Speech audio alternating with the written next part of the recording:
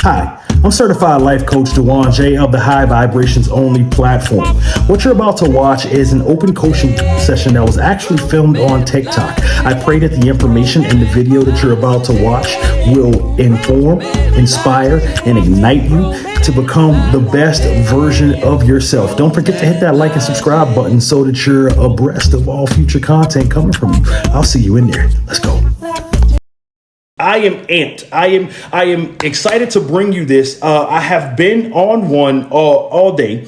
God's been moving. The devotional was amped this morning. The conversation in the live this morning, it was lit. It's all flowed to a laxay. It all flowed to a beautiful day. A lot of people were helped. A lot of people were delivered today.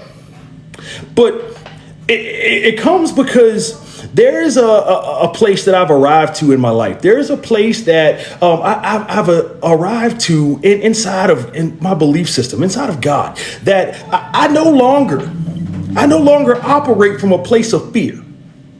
I no longer am afraid to look bad. I am no longer afraid to make a clown of myself. I am no longer afraid to be corny. I am no longer afraid to be my authentic self. And today we are suffering from an epidemic.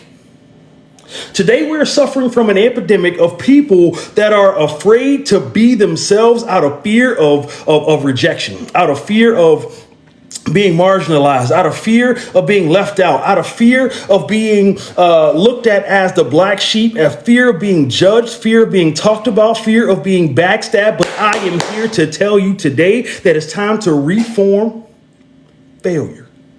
It is time to reframe failure. Let's go with the crown. It's time to reframe failure. We look at this as if it's a bad thing. We talk about how we stack failure and we take the lessons learned. We throw the cliches. We throw the cliches out. No losses, only lessons. It's either blessings or lessons. We throw these cute little cliches out, but very few people are actually living by what they're saying. The truth of the matter is it's capped. The truth of the matter is it's just a part of the mask that you put on social media to make people think that you're okay. But the truth of the matter is you're dying on the inside.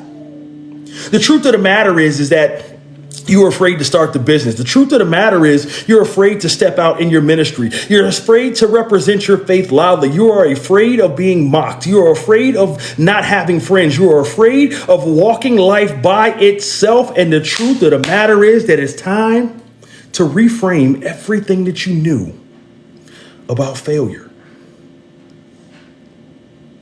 It's time for a paradigm shift. It's time because we walk around and we say, Grand Rising Queen. Those dudes are toxic, by the way, ladies. Those dudes are toxic. Anybody sliding in your DMs talking about Grand Rising, keep a close eye on them, all four of them.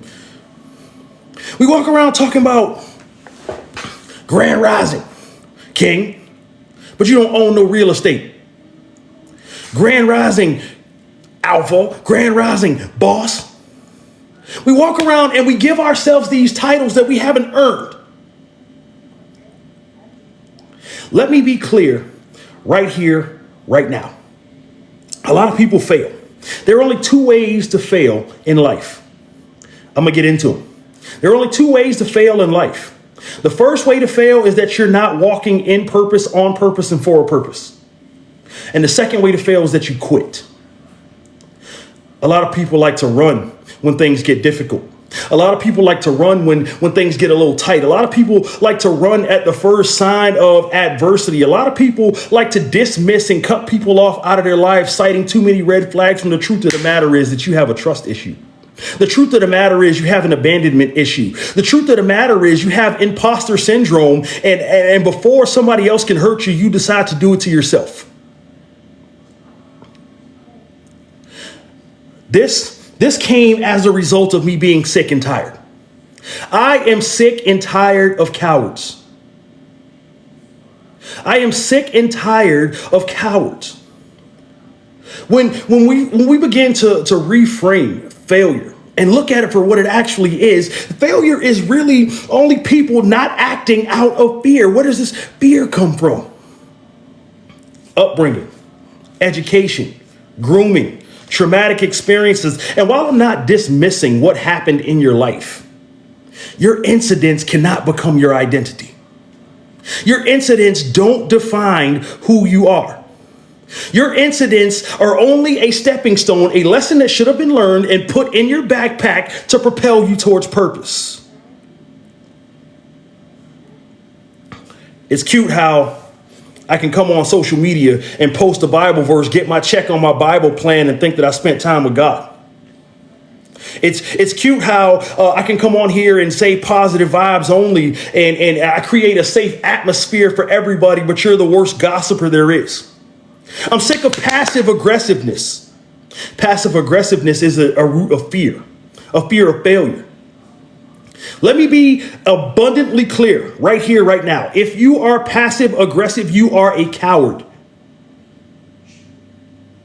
If you post subliminal messages on social media, you're a coward because you're afraid of confrontation. If you know that you're called to walk in the business of an entrepreneur, yet you won't write the business plan out of fear of failure, you are a coward. If you are called to say something to somebody, if you feel led to say something to somebody and you don't say that thing because of fear of being judged, you are a coward. If you placate and put other people's feelings before your own feelings, sacrificing the love of self to placate and pacify somebody else, you are a coward. The good news is that it doesn't have to end that way.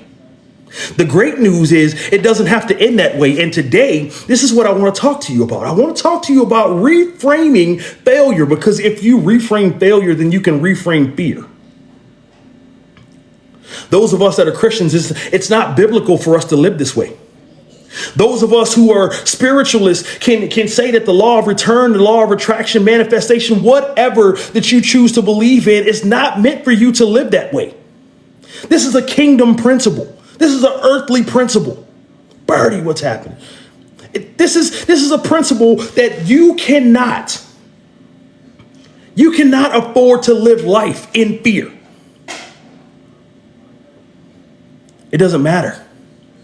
There was one perfect person who walked the face of the earth and they hung him. What do you think they're going to say and do to you?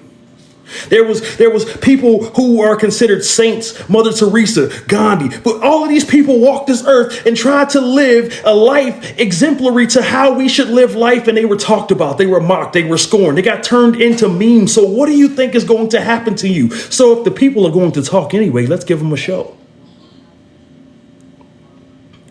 If you're going to talk about how I didn't get down due to your sabotage. Talk about how I didn't stay down when you backstabbed me. Talk about how I didn't stay down when you started that separate group chat talking about me. Talk about how I won against all odds. Talk about how you saw me down. You saw me at my worst. You saw me on the verge of suicide. I was literally en route with a bottle of pills. I was literally en route with a bottle of alcohol. I was literally en route getting ready to put a pistol to my own head. But let's talk about how I won. You're gonna talk anyway. Talk about the moment where I realized that I was fearfully and wonderfully created. Talk about the moment where I realized that no weapon formed against me shall prosper. Let's talk about when I realized that I am more than a conqueror. Let's talk about when I realized that the joy of the Lord is my strength and there's nothing that anybody on this planet can do to me. Yeah, see, it says in here that no weapon formed against me shall prosper, but it never says anything about the weapons formed by me. And this is what I want to talk to you about today. Fear is a weapon formed by you. It's controlled by you. It's regulated by you. Because we won't take the step. We won't take the step to walk into what it is. So what's the point? What's the point of the New Year's resolution? What's the point of making plans? What's the point of your manifestation journal? What's the point of your vision board? What's the point of you telling people your plans? What is the point? But truth of the matter is, a lot of us, we make these plans. We have these these ideas of grandeur. We have these ideas in which we have these ideas. We have these points where we write down these things, right? We only take half. We only take half of the lesson. We do the part where we write it down and make it plain so that those that are running might see it. We do the part where we journal and we try and work out our issues. We buy the books that we're supposed to read for self-help. We buy the seminars and the classes. We come to lives like this one where we learn tools, but we only cope and don't heal. I'm gonna take enough medicine to make me feel better. I'm gonna take enough medicine so that I feel better and it gets me over this moment right here, right now, but then I don't finish the dosage. La Muñeca is in the building. What's up, love? I talked about it a couple weeks ago when I said when you encounter a problem in your life, and this is going to be problematic to you pursuing purpose. When you encounter a problem in your life and it's going to impede your vision, when you encounter a problem in your life, it is important that you identify what that problem was, find it, and kill it. Kill it quickly. We have to do this because truth of the matter is we're behind. We're behind. Tiffy, what's up, love? We're behind the power curve. Why are we behind the power curve? Because fear has been instilled in us since day one. Fear has been instilled in us since the last dude broke our heart. Fear has been instilled in us since they closed the door on the last business. Fear has been instilled in us since our family told us that we would never make it. Fear has been instilled in us out of a poverty mind state. So it's important that I identify these things that are stopping me from pursuing purpose and I kill them quickly.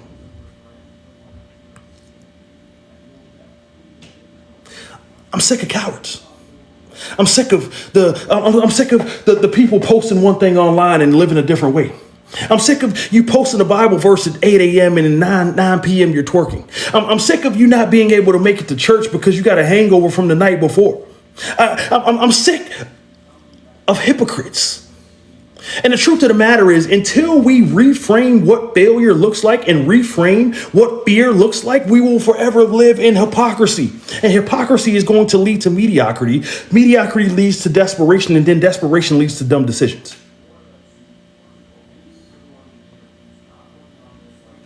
I'd like to introduce you to a man named Roy Riegels. Roy Riegels. Roy Riegels played for the University of California in the year of 1929. I know. Contributing to the live goal. Let's go. I appreciate you.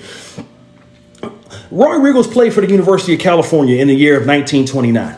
And this was the Rose Bowl game on New Year's Day, 1929. Okay. And Roy Riegels was a solid college player. And something special happened this day. Something special. Roy Riegels recovered a fumble.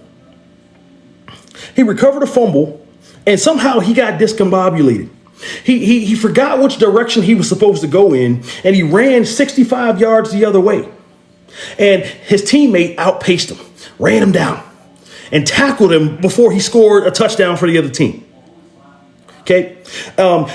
Once that happened, they end up losing the game by 2 points, right? This played a part, but it wasn't really major, right? So he goes in at halftime, and the coach is normally giving motivational speeches. Yeah, he's normally giving motivational speeches, and instead of saying anything else, the coach didn't say anything. And right before they got ready to go out of the tunnel, he says the team that played the first half is going to play the second half. But Roy was sitting in the corner with a towel over his head. He was sitting in the corner. He had a towel over his head and he was crying. And his coach said, "Hey, did you hear what I just said? The team that played first is going to start the second half." And Roy said, "I can't, coach. I've ruined you. I've ruined the university. I've ruined our team's chances. I've become a public embarrassment." And the coach said, "The game is only halfway over." Now, there's a couple points that I'd like to pull from this story. Put this in a point. Roy ran 65 yards the other way. Put this in a point. No sense of direction is detrimental. Casey, thank you for the follow. No sense of direction is detrimental. What happens is a lot of times some of us encounter trauma in our lives, and it throws us in this whirlwind where we lose our sense of direction. We lose focus on where it is that we're supposed to be focused. He forgot which way the end zone was. The goal in life, the goal to live life in abundantly. First blood, one blood. Thank you for the follow. The goal of life is to put us in a position where we live life comfortably. And because of this, he forgot which direction he was going, so he ran in the other direction. That sounds like fear. This is what happens when we get depressed. This is what happens when we get broken up with. This is what happens when we can't cut the soul tie with that toxic ex. This is what happens when we refuse to cut off toxic friends. This is what happens when we continue to go around people who use our heart and our head as punching bags. We run the other direction. 65 yards, the other direction. Because he got discombobulated. If I could submit nothing else to you today, let me submit this to you. Stay focused on the direction that you're headed. Don't allow others on the train. Don't allow others in the vehicle of the journey of life. We can't afford to allow these people inside of our car because it deters destiny. It deters purpose. It deters vision. And if I get discombobulated, everybody that's connected to me has to suffer. Goddess of love, welcome in. He almost scored for the other team. What does it look like? The Bible tells us servant can't serve two masters. He'll love one and hate the other. It says it. The law of karma, the law of the universe says the same thing. Don't be double-minded. A house divided against itself can't. These are all universal principles. But what happens when I recovered a fumble? I picked up something that I wasn't sure what to do with. That's nasty. That's nasty. I picked up something that I wasn't qualified to handle. You understand that Roy played defense. This is nasty. Roy played defense. He was not qualified to handle the ball. And in life, when we are out of position, in life, when we're in a place where we cannot, where we're unfamiliar, in life, when we pick up something that we're not supposed to have in the first place, we oftentimes get discombobulated because it takes us off of our path. It takes us from facing the right direction. It takes us to a place where we don't know. We don't know which way to go. So he ran the other direction.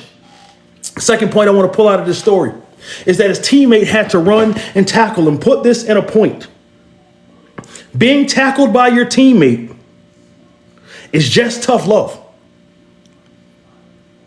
Being tackled by your teammate is just tough love. It's not that they don't like you. Every kiss begins with K. What's up? Welcome in. It's not that they hate you. It's not that they dislike you. Sometimes you have to be tackled by your team because you're out of control. Sometimes your ego has gotten, oh my God. Sometimes your ego has gotten too big to the point that you think that you don't even need God. Sometimes your ego has gotten so big that it blinds you from your purpose. Sometimes your ego has gotten so big that you drown out all wise counsel, so your teammates literally have to tackle you. But if you look, you're built the same.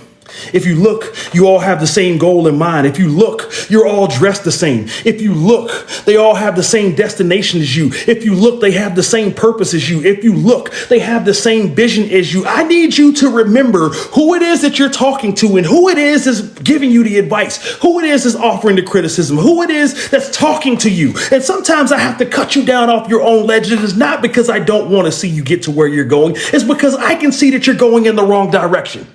Y'all better come get me. I feel this. Okay, sometimes the people on your team have to exercise some tough love. Tough love is necessary. It thickens skin. It's done in love. It's done with the right intention. It's done with the right spirit, but it's only edifying. It's only edifying who you are. It's only making stronger who you are. I'm not telling you not to do that because I hate you. I'm telling you to do that because I love you. I can see what happens on the other side of this storm. I've encountered something like this before. So for your own good, I need you to sit down somewhere. I need you to cease and desist with this line of action. It's not that I don't believe in your dream. I just don't believe that this is the way to get there.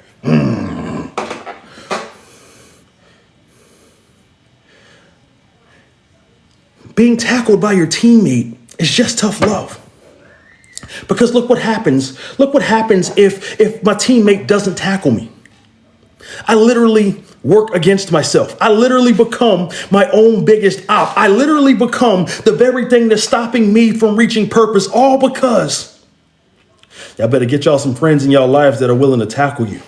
You better get you some friends in your life that are willing to sit down and have the tough conversations. You better get some friends in your life that are willing to hold you accountable. You better get some friends in your life that are willing to check you. You better get some friends in your life that's going to give you the real. You better get some friends in your life to remind you, hey, you can do better than this. You better get some friends in your life and get some family in your life that is willing to sit down and tackle you. Why? Because I don't want to be scoring points for the other team. I don't want to be found out of purpose. I don't want to be found walking away from my vision. I don't want to be found out of the will of God. I don't want to be... Okay. All right. I don't want to be found. I don't want to be found going the wrong direction. Anybody not willing to hold me accountable, I don't need you. Okay. He goes on this long rant, and the people were speculating, what is the coach going to do with him? This was bad. This was embarrassing to the university. They brought out the paper bags. Started to put him on their head. The coach better not put him back in the game. I'm not sure that his head is screwed on. They started to whisper. They started to spread rumors. They started to gossip. They started to speculate on the future of this young man. A lot of people don't recognize. A lot of people don't recognize that what they're doing is actually harmful to you. And this is why it's important to exercise forgiveness. This is why it's important to operate in love. It's not that I'm soft. It's not that I don't want the confrontation, because best believe if you want the smoke, you can get the smoke. I'm nice with this and these. But what has to happen is you have to look at it through the lens of the people doing the thing. Why? Because there's two reasons why people do the things that they do. The first reason is out of malice. This is actually rare, contrary to popular belief. This is actually rare. Most people that hurt people don't hurt people out of malice. Most people that hurt people out of neglect and inconsideration. I didn't think past what I was saying. I didn't think past what I was doing. I didn't think past what these actions were going to cause. Oh, Jackie, I am going there. I promise. They didn't think past that, right? And envy falls under the malice category, right? So they become passive aggressive, like I was talking about earlier. You won't pick up my phone call, but I see you posting on Instagram. You won't answer my text messages, but you can make a TikTok video about this. Well, run tell this. I tie my own cape. My faith in God has delivered me from whatever it is. I made complete not with your presence. Run and tell that. Run and tell how I'm still winning. Run and tell how your absence in my life doesn't make a difference, because the truth of the matter is, if I look at the dynamic of our relationship, I was probably doing all of the giving, which means y'all better come get me. Truth of the matter is, I was probably doing all of the giving, which meant that I was sacrificing. So every moment, every tear, every thought that I spent on you trying to help you out of your broken down situation, every moment that I spent was a moment taken away from my purpose. So now, just because you left, you think that I'm going to try and have this conversation with you. But if you can't be an adult about it, then I don't need you either. The truth of the matter is your presence was a detriment to me. So your absence doesn't make a difference. Oh my God. It doesn't make a difference. If anything, I leveled up by you leaving. Sky, let's go.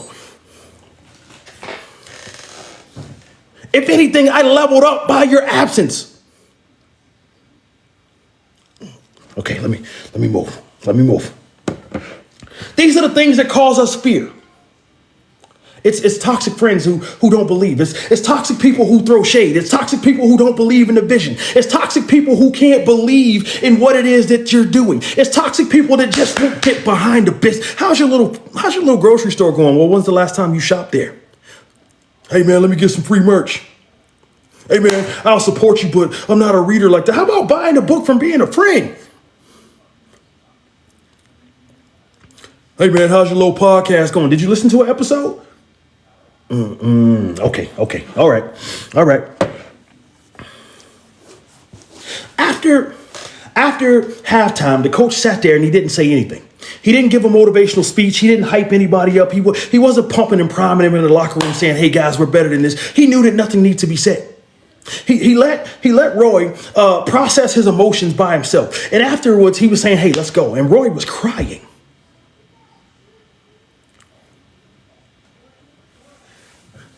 I see. Roy was crying. Put this in a point. Crying is comforting, but it requires course correction.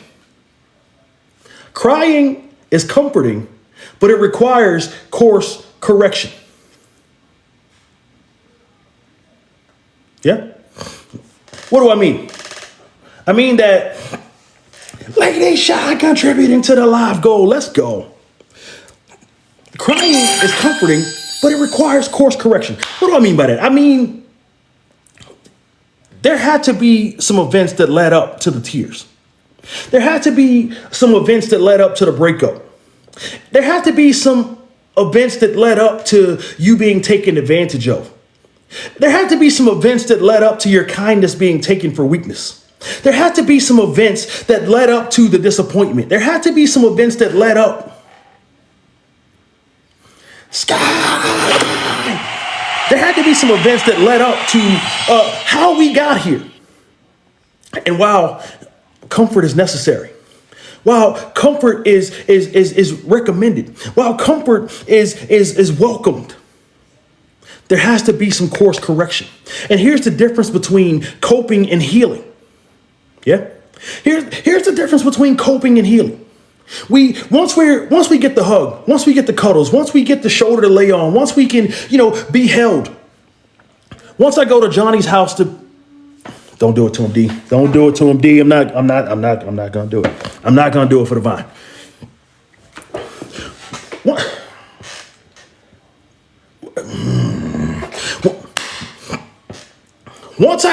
Once I get finished at Johnny's house, because my heart is empty, so I filled another hole. I found something else to fill me.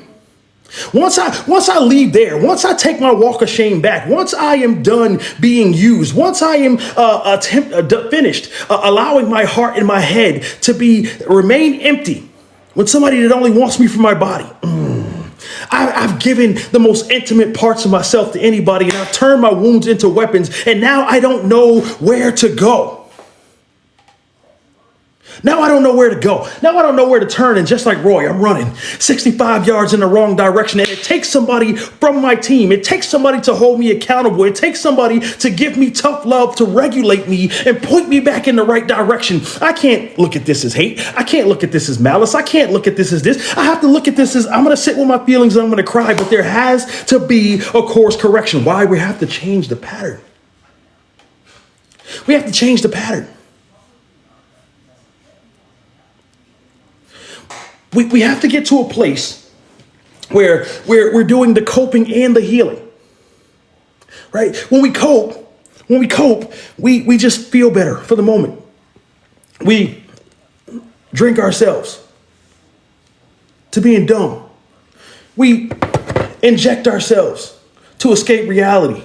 We roll up to put some distance in between us and what's really going on.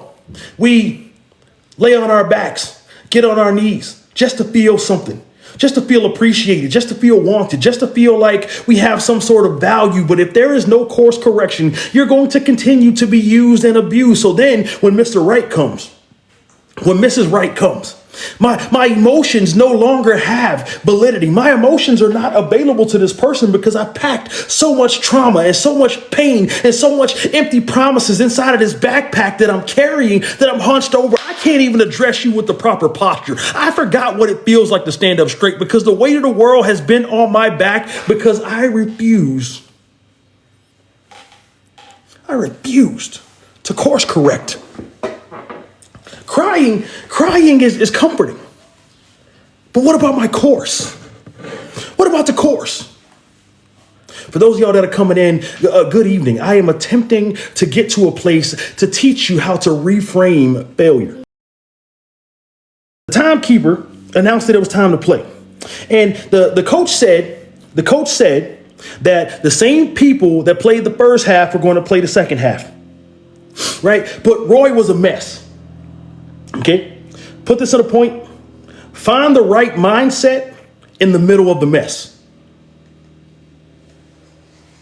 Find the right mindset in the middle of the mess. Why do I have to wait until this thing runs its conclusion before I see it out? Why do I have to wait until the straw breaks the camel's back? Why do I have to wait until I'm heartbroken? Why do I have to wait until it's over? Why do I have to wait until it's me crying lonely? Why do I have to wait until my Shiseido runs? Why do I have to wait until I swear off men altogether? Why do I have to wait until I get church hurt? Why do I have to wait until it happens? Find the right mindset in the middle of the mess. The writing is oftentimes on the wall, but our ego, oh my God. My ego has blinded me from watching the writing on the wall. The lights have gotten too bright. Other people's opinion. Watch this. Roy was playing on New Year. There was no other football games going on. There was no other football games going on. The world was watching this happen. The lights got too bright for him. The speculation got too bright for him. The rumors got too bright for him. The people gossiping about him got too bright for him. So it left him disoriented because he was focused in the wrong place. But why? Why do I have to wait? Everything that has ever come against you, you have survived and overcome. You have proven yourself to be more than a conqueror. You have proven yourself to be fearfully and wonderfully created. You have proven yourself to be a fighter. Fit to Fight series available on YouTube. You have proven yourself to be a warrior. Why do I have to wait until this is over? Why do I have to wait until... If I was in a church somewhere, I'd tell you about Jesus being up on the cross and him declaring it is finished way before he died. Why do I have to wait until it's over? My point is, I have to find the right mindset in the middle. How do I do that? How, coach? How, coach? I'm in the middle of this. I got bills. I got kids. I got a boyfriend with a husband on the side. I got a girlfriend that likes to take girl trips, and I'm pretty sure she's cheating, but I can't prove it, so I stay and continue to be abused. How, coach? When I'm afraid to have the conversation with my father about him not showing up to my games. How, coach? I'm afraid to sit across from my mom at the table because of a fear of judgment because I didn't go into the career that she designed for me. How, coach? How, coach, when my kids are acting out in school and they're getting bad grades and they just won't act right and I'm afraid? How, coach, when my kids find the rap lyrics more appealing than the hymns? We don't allow these things to define our future. We don't allow these things to determine who we are. We don't allow these things to determine where it is that we want. We have to begin to look back. We have to pick up the journals. We have to pick up the gratitude journals. We have to pick up the affirmations. We have to pick up the Bible. We have to fall to our knees and pray. We have to fast. We have to, whatever it is that you have to do, find the right mindset in the middle of the mess. Why? Why? Because you've already been hit with the first wave. The way the storms happen is you get hit with the first wave, and the first wave is usually either the heaviest or the lightest. Okay? It doesn't matter. The weight of the storm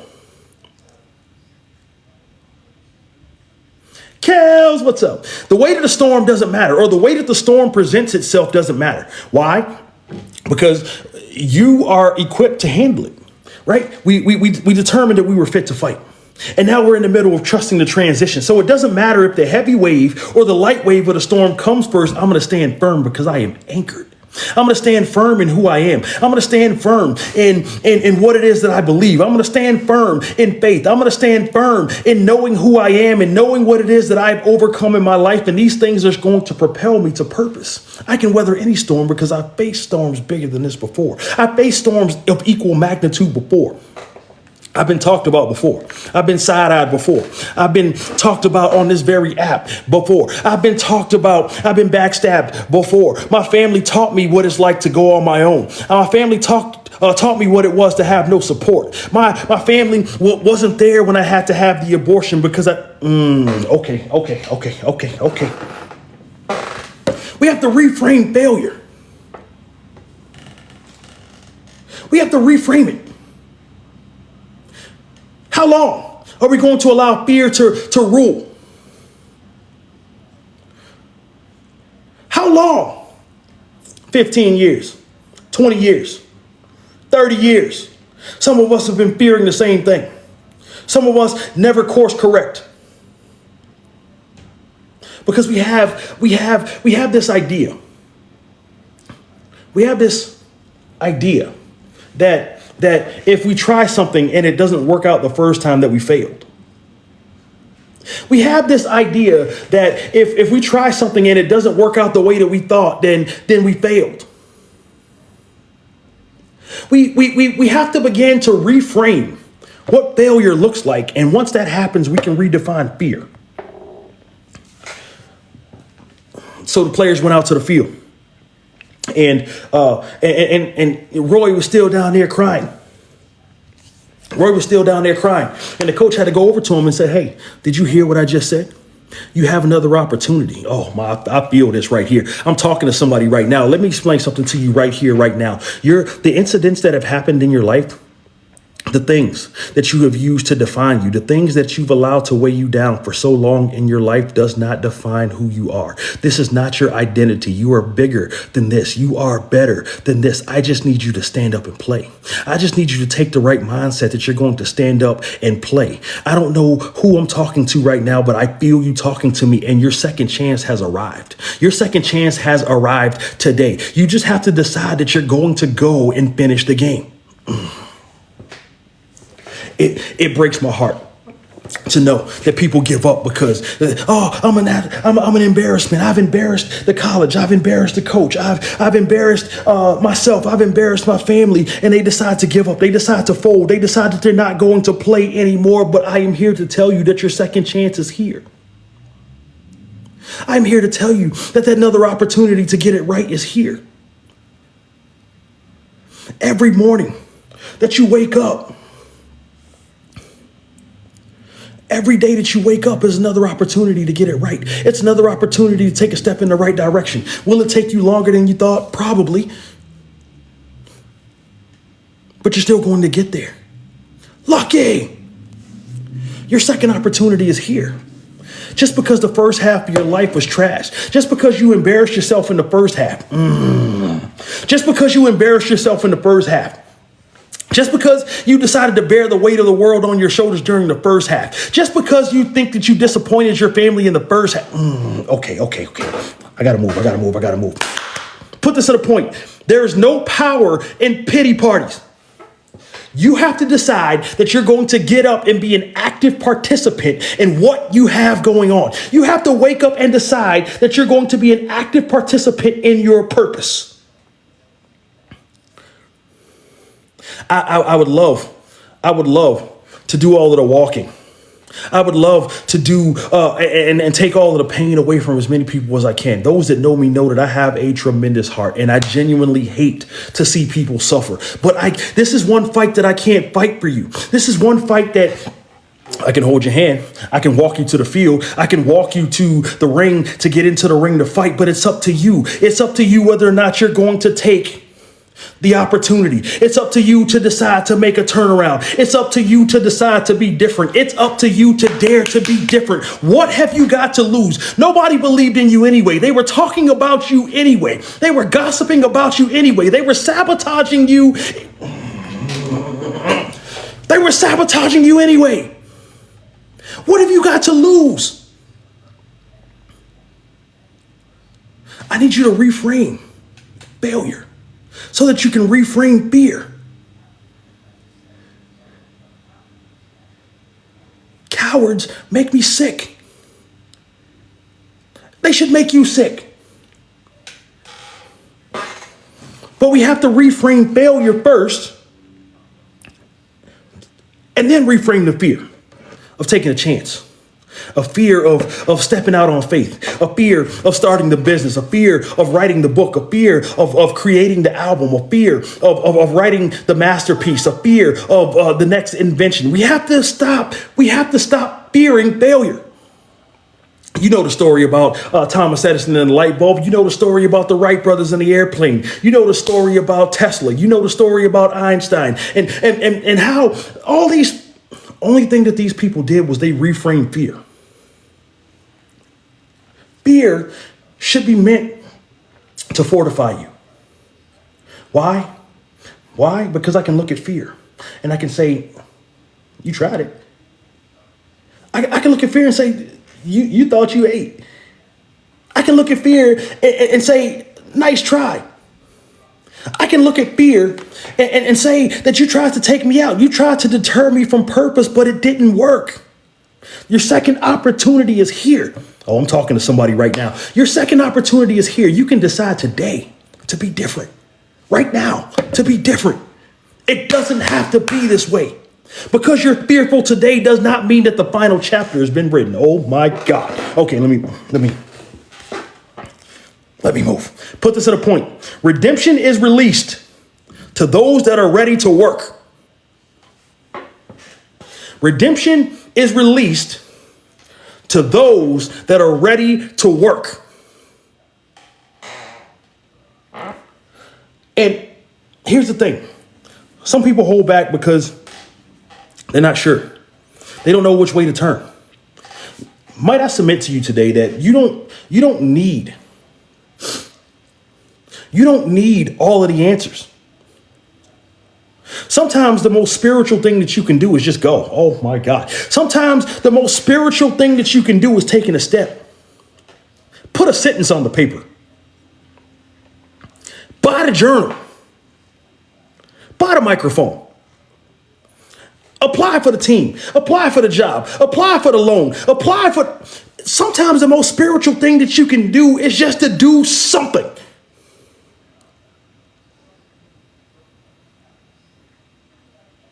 Sometimes literally the best thing that you can do for yourself is to just do something. It doesn't matter. Okay, let me move. I'm trying to teach you how to reframe failure. But failure is a result of fear. Okay? There are three types of fear, right? There are three types of failure. There are three types of failure. There's preventable failure, unavoidable failure, and intelligent failure. Right? And it's important that we outline and begin to discuss what type of failure it is that we're dealing with. Okay?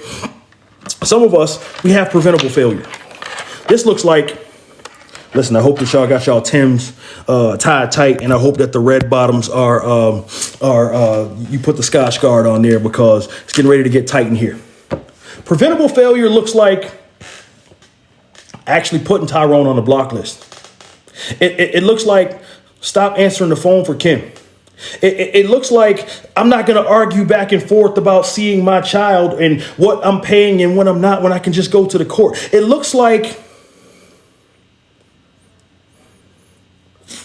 no, I'm not Netflix and chilling.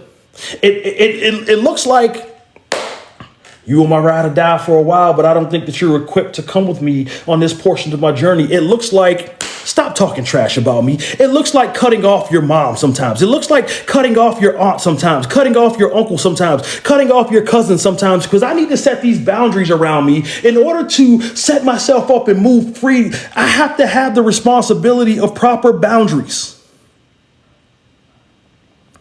Sometimes it looks like saying no to the homegirl that wants you to come and wild out with her.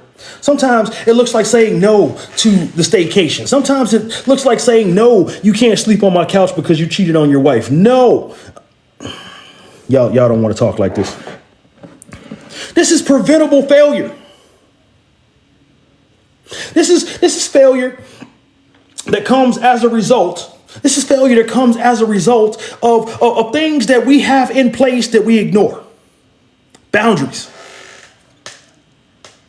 Preventable failure is spending a night in jail because you went upside your wife's head because she got disrespectful with you when you knew that she was an angry person and you didn't like it when y'all were dating, but you ignored it because y'all don't want to talk like this. Y'all don't want to talk like this. Fellas, let me explain something to you right now. There is no shape under a sundress that looks good enough to sacrifice your freedom. There is no sex good enough for you to sacrifice your purpose.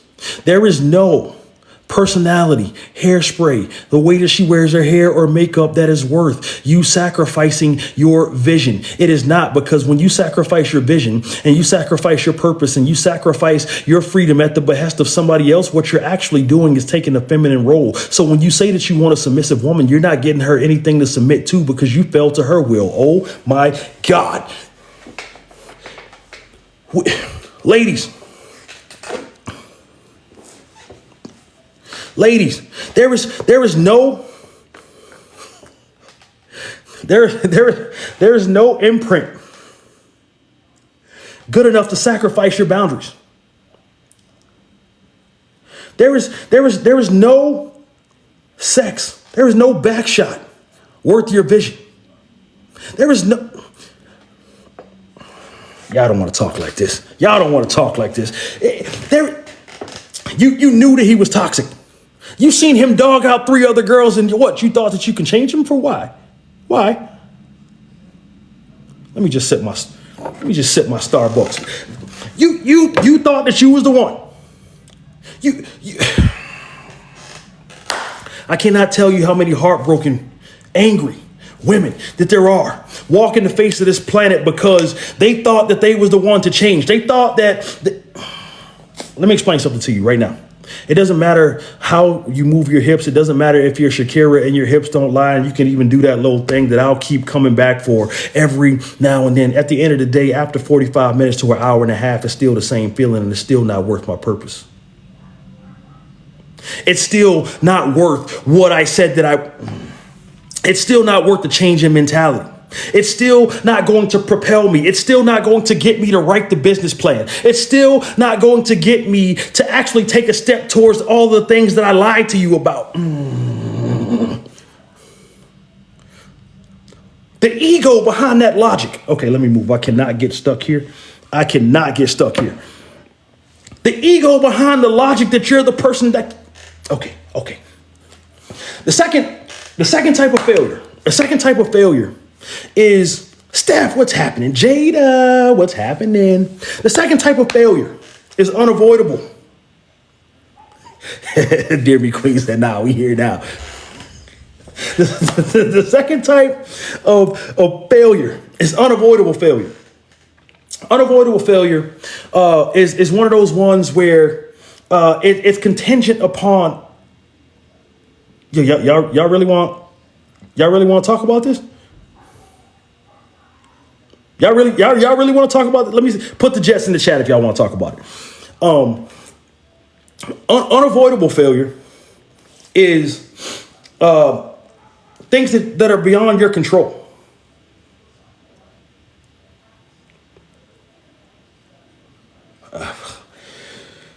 All right. The Jets, those of y'all that are going to see this on YouTube, the Jets are in the chat, okay? The Jets are in the chat. Let's go. Okay. What y'all fail to realize what people fail to realize is that, okay, first, let's back up. Let's define what a red flag actually is. A red flag is not a quality or a character trait about a person that you don't like. A red flag is something that can potentially cause harm. Okay? So we start out automatically with the wrong definition, under the wrong psychology, under the wrong logic. Okay? And then what happens is on date one, or we match on Tinder. She's nice in that sundress, these French manicured toes. I'm a super like this one. And then I'm gonna remember the name. This is what happens, fellas. I'm giving away the sauce and I don't care. And then what happens is they take a screenshot of your profile, right? So just in case you don't match them back, they can come back in a couple of days and match you again. Okay. I'm talking too real right now. All right. So what happens is that we start to hang out with these people, right? We start to hang out with these people and we're answering too many questions. For those of y'all who did not see, for those of y'all who have not seen, Trust the Transition in the Seasons. I give an entire crash course on dating, and there's also a series in my bio called Rules of Engagement, Conquering the War of Love. That series is available for purchase. It's a 2-hour masterclass on dating and relationships. But what happens is y'all answer too many questions. Ladies, do me a favor. If a man wants a submissive woman, let him hunt. Let him hunt. What happens is that I'll ask you, so what type of man you like? Oh, I like a man that's romantic. I like flowers every couple of days. I like to go on long walks on the beach. I like to go hobbies. I like somebody to surprise me at work with Starbucks. I like going to the arcade. I like just hanging out. I like just finding a show to binge watch and let's do that. I like, sometimes I'm a homebody, but surprise me every now and then with a date. Week 1, you get the flowers at work. Week 2, you start to get the coffee at work. Week 3, he finds a show. Hey, I think that you'd be into this. Week 4, you go on a hike and a break. But the truth of the matter is that you gave him the roadmap exactly to your heart. And because this man did not have to put any work in, he has no skin in the game. He has no investment in the game. And what value do you expect to be? Don't do it to him, D. What value, what level of esteem do you expect to be held at if you don't force me to invest anything? If I don't have to work for anything, why? What value?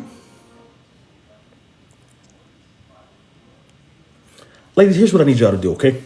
The next time y'all encounter a situation like this, I need y'all to start speaking in generalities, okay? I like a romantic man. What does romance look like to you? No. You go figure out what romance means to you. You try something and we'll address whether it works or not.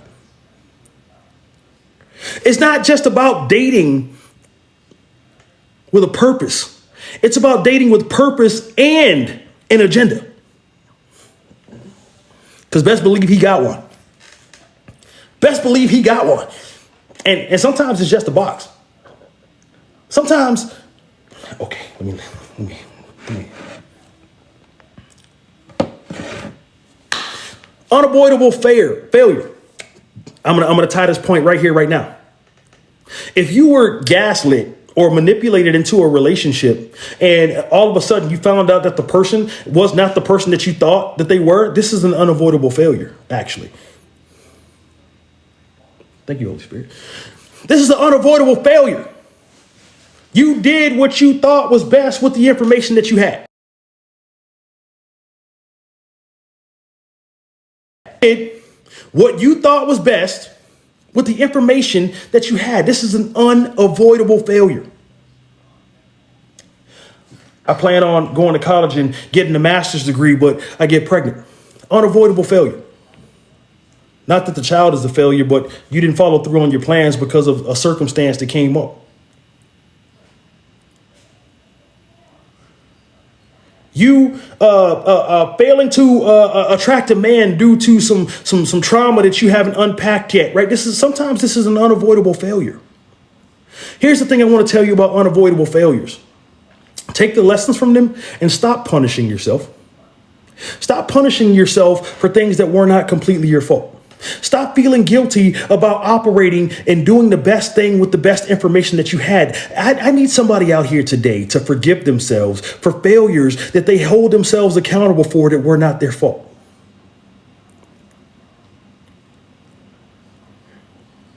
The second chance is here. Forgive yourself. This is the first step. It wasn't your fault that you went to a safe place or a place that you thought was safe for people that cared about you and you thought that loved you and you thought they were going to protect you, and that thing happened to you. That is not your fault. It is not your fault that you were manipulated into sex before you were ready because you liked the mature men, but you also thought that that person was going to love and protect you and respect you. It is not your fault that your parents never told you that they loved you. It is not your fault that your parents never told you that they were proud of you. It is not your fault. There's some things that are not within your control. But what happens is we're fearful.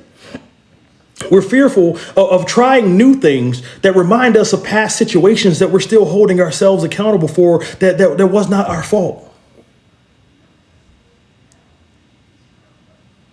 Okay, let me move. The third type of failure is intelligent failure. In other words, failure that I could have planned for and I didn't. Failure that I could have planned for and I didn't. This looks like I'm going to take a road trip across the country, but I don't get my oil and my tires changed. Fail.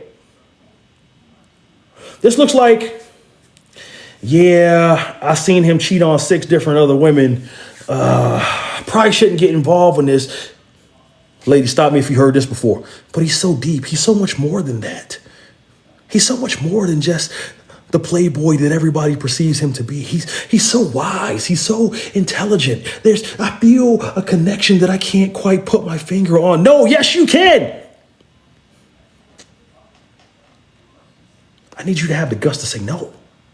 I need you to have the guts to recognize. I need you to have the guts to look in the mirror and say, I am a ruby. I am a diamond. I am a fine gem. And if anybody darkens my doorstep, let him present himself worthy. Okay. This is not egotistical. This does not make you the B word, the C word, the A word. It doesn't make you any of these words.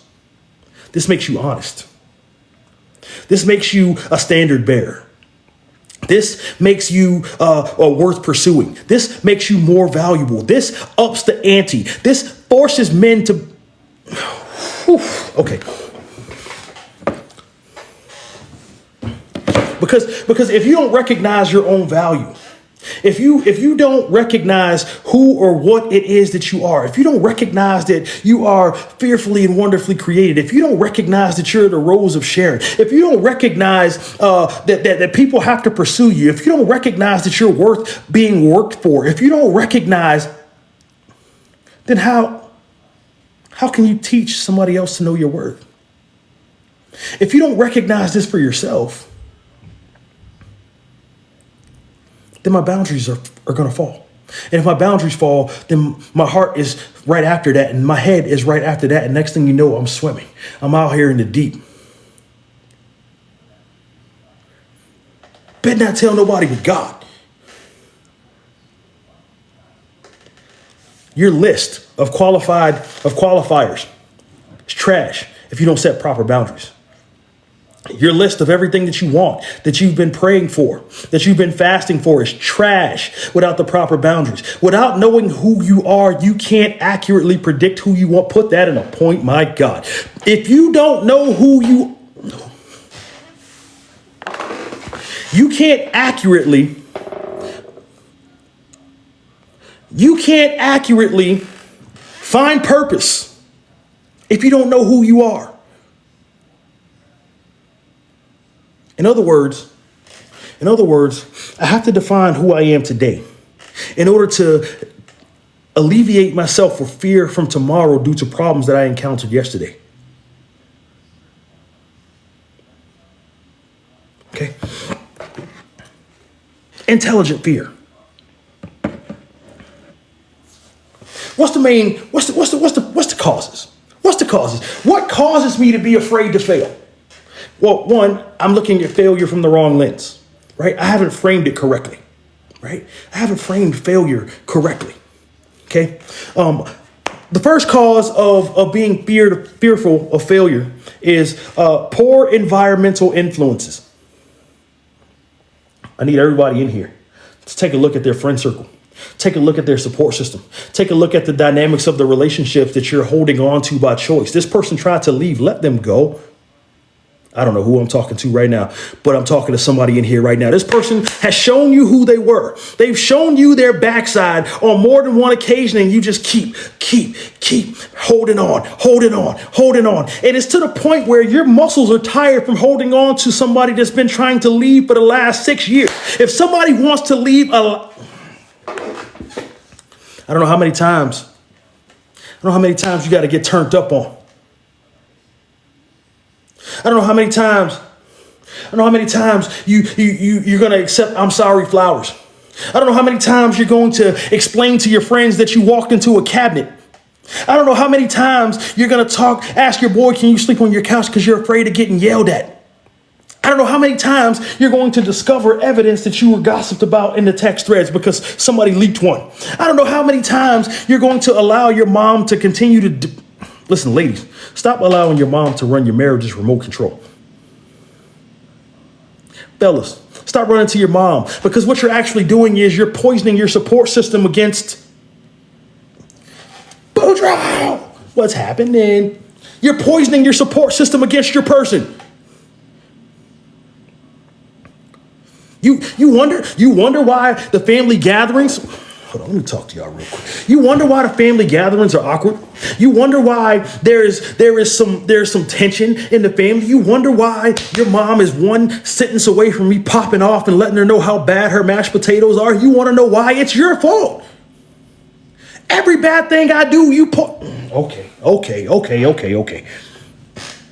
I can't get stuck here. I cannot get stuck. Stop poisoning your support system against your person. Listen, let me explain something to you. Fellas, listen to me and listen to me clearly. And I don't care who's watching on the FYP. I need you to hear my heart on this one. Stop saying that you want a submissive woman in the biblical sense and that you want a woman that's going to cooperate when you're not doing it. Because the Bible, in the same sentence that it says that you're supposed to have a submissive woman, it also says that you're supposed to leave your mother and cleave to your wife. In other words, she comes before any and everything that's in your life. But y'all don't want to talk to me about that. Y'all don't. Stop picking and choosing. Stop picking and choosing. Either man up or don't. But stop wasting people's time because you're hurting people. Okay. This pain then turns to fear of trying it again. So when Mr. Right comes along, when Mrs. Right actually comes along, right, I have too much fear of failure inside of my suitcase to receive the gift that God has given me. Okay. The second thing, the wrong mindset. The second thing that causes fear of failure is the wrong mindset, right? And I kind of talked about this in the beginning. I kind of talked about this in the beginning, right? When I was talking about how we have to have the right mindset, and what happens is that. Don't do it to him, D. What happens is we go in with the wrong mindset, and we're not interested in fixing it. Okay, I'm trying to be as nice as possible. But the truth, okay, cool. Your trauma can't stop you from taking off. Your trauma, you have to stop allowing your trauma to prevent you from takeoff. Why? You're supposed to be You're supposed to be at the next level. You should have been there 5 years ago.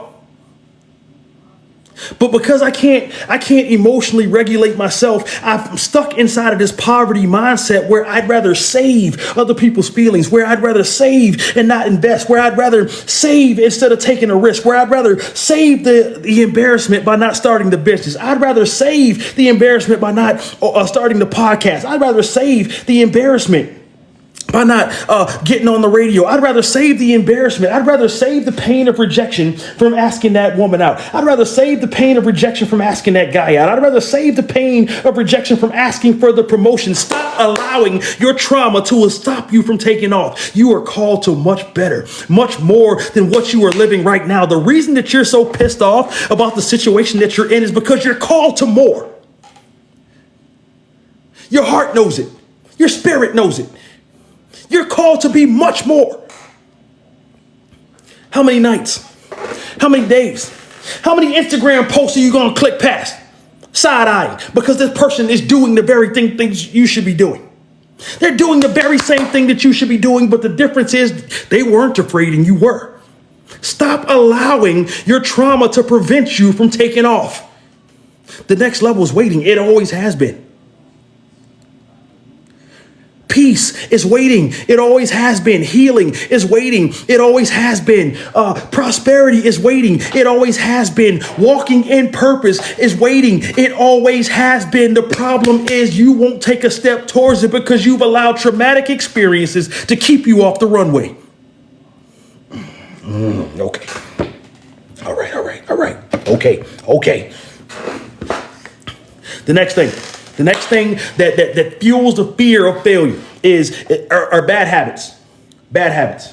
And I'm not just talking about like physical habits, drinking, smoking, drugs. I'm talking about that. I'm talking about bad habits like procrastination.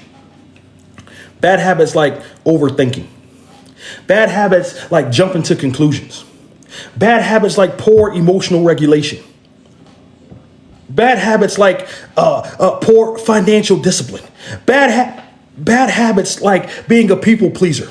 Bad habits like sacrificing everything that you have because you think that you're doing something so noble when the truth of the matter is you've sacrificed so much that you're not even good to the people that you're trying to protect. Help me, Holy Spirit. Okay, all right.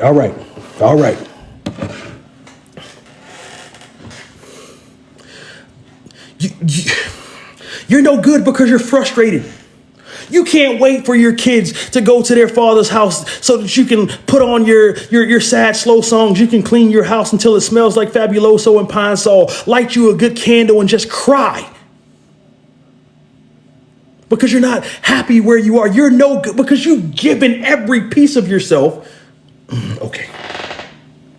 You've thought yourself down a wormhole. You thought yourself into fear of taking a step forward.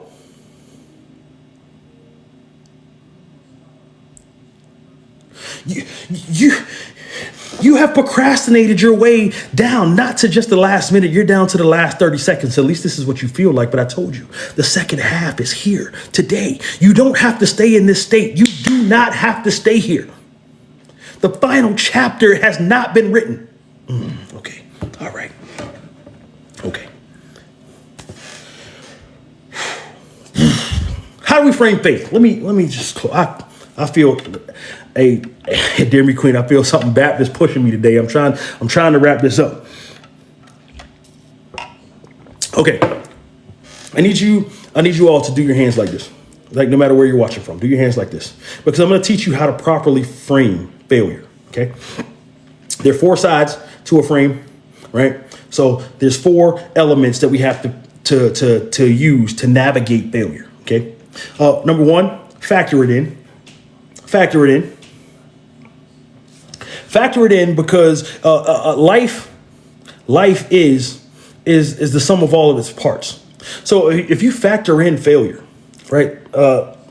So Dominic for Christmas got a bike. Okay. Dominic for Christmas got a bike. And it would be foolish of me to tell him that everything is going to be okay. It would be foolish of me to tell him that everything is going to be hunky-dory, like he's never going to run over a stick, like he's never going to encounter a pebble, as if he could never fall off. When I factor in the failure for him, I tell him, hey, baby, look, it's your bike. I know that you're excited to have it. You're going to fall. But when you fall, it's important that you stand back up, because now he wouldn't be the bike rider that he is today if I didn't temper his expectations. When we don't factor it in, that would have been the equivalent of me sending him out there. No helmet, no knee pads, no elbow pads, no training wheels, right? And allowing him to fall. He might hate bikes. How does this relate to me, D? Oh, I'm glad that you asked. In life, our purpose, our peace, our happiness, our health is just like that bike. But when we don't factor in failure and we start to fall, it makes us afraid of the bike. It makes us afraid of something that was meant to be enjoyable. It makes us afraid of something that can take us to another location. It makes us afraid of something that can be used in multi-dimensions. It makes us afraid of the very thing that we invested in. And now we're not going to ride it because the expectations weren't set. So some of y'all might not agree with me setting these expectations up for the young king. But let me tell you what that did. Let me talk to my Christians for a second, right? That bike is your walk. That bike is your day-to-day life. And no, you're not always going to ride it perfectly. No, sometimes you're out there without protection. No, some days you're not going to get everything the way that you should get it. Some days you're actually going to fall, but as long as you know where to fall, how to fall, you've been set up with the expectations to fall. It doesn't matter how many training wheels, aka prayers. It doesn't matter how much prayer is on the bike. Sometimes you can fall, but if I set this expectation up, but then I'm encouraged that I can get back up. I need somebody. We have to set the expectation. Reese, what's happening? I see you. It is okay to mess up. It is okay to get told no. It is okay to be rejected. A just man falls a few times. Okay. All right. Okay.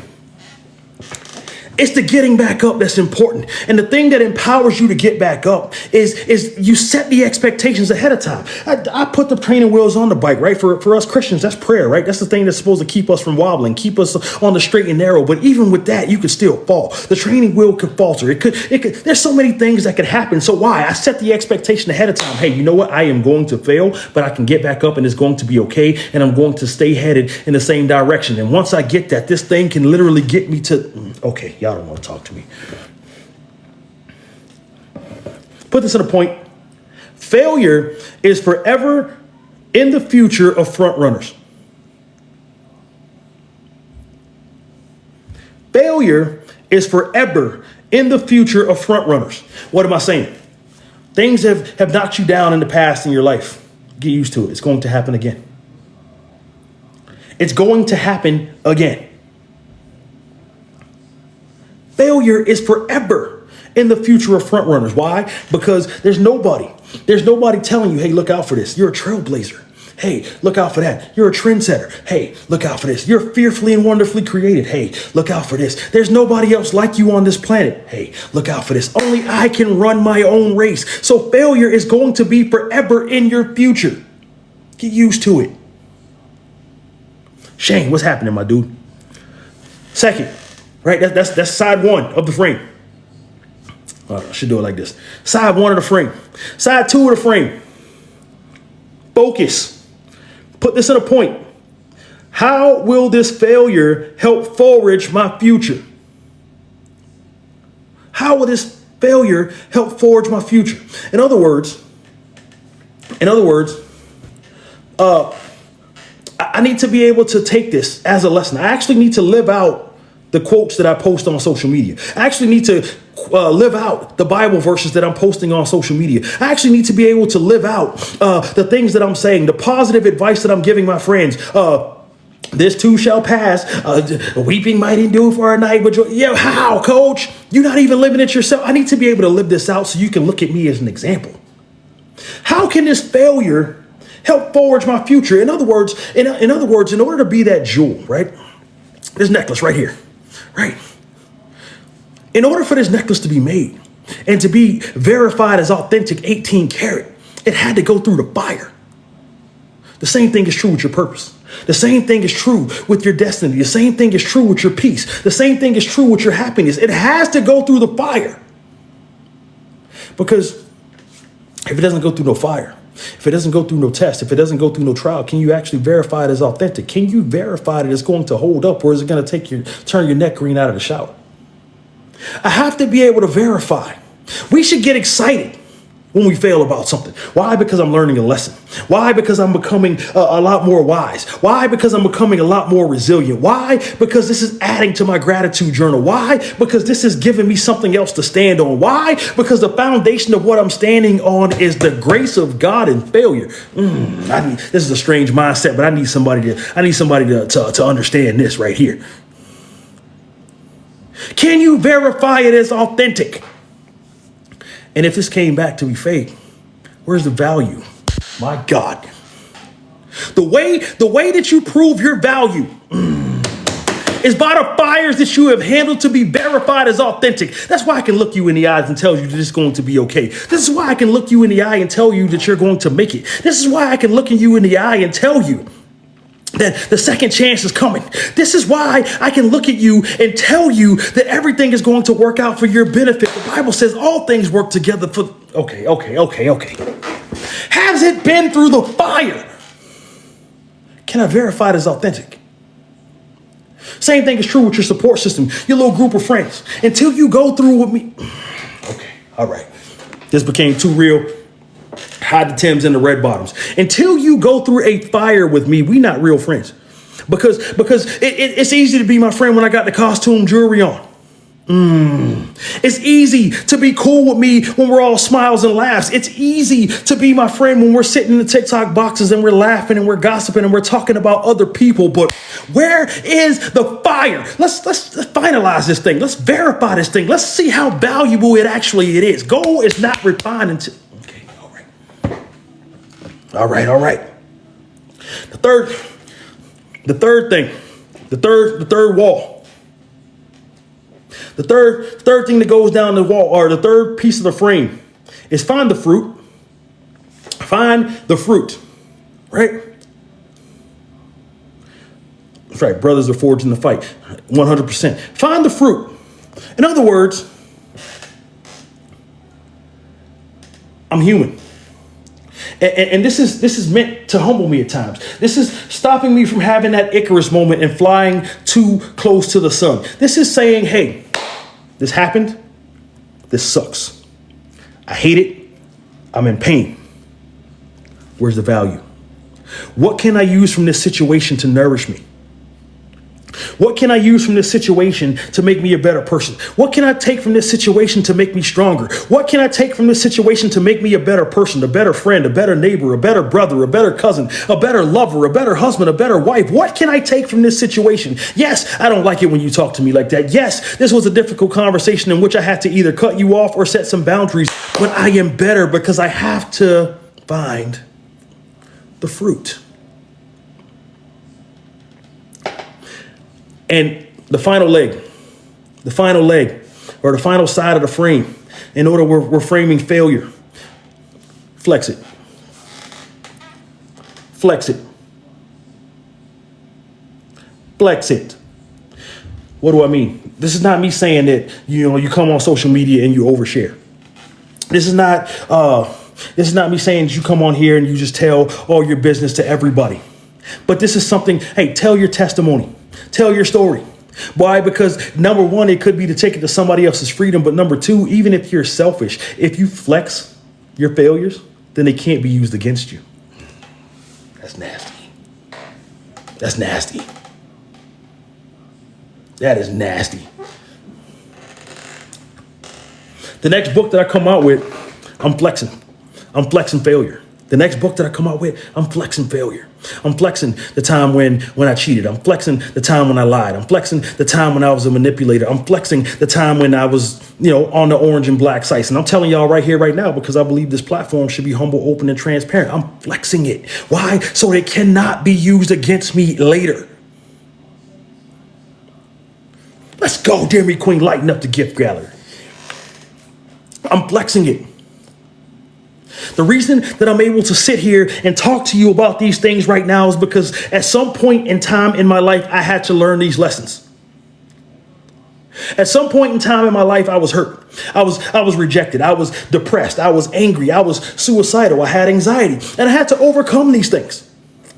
This is why I can tell you that the second chance is here. I flex my failures. One, so that God gets the glory. Oh, yeah, y'all not ready for that conversation. One, so that God gets the glory. And two, to remind myself that I'm fallible. And three, so that nobody else walking the face of this planet can call me out on anything because I've already called myself out on it. So what else you got? I am fit to fight. Series available on YouTube. That's it. Questions, comments, or concerns, please put them in the chat. Sheesh.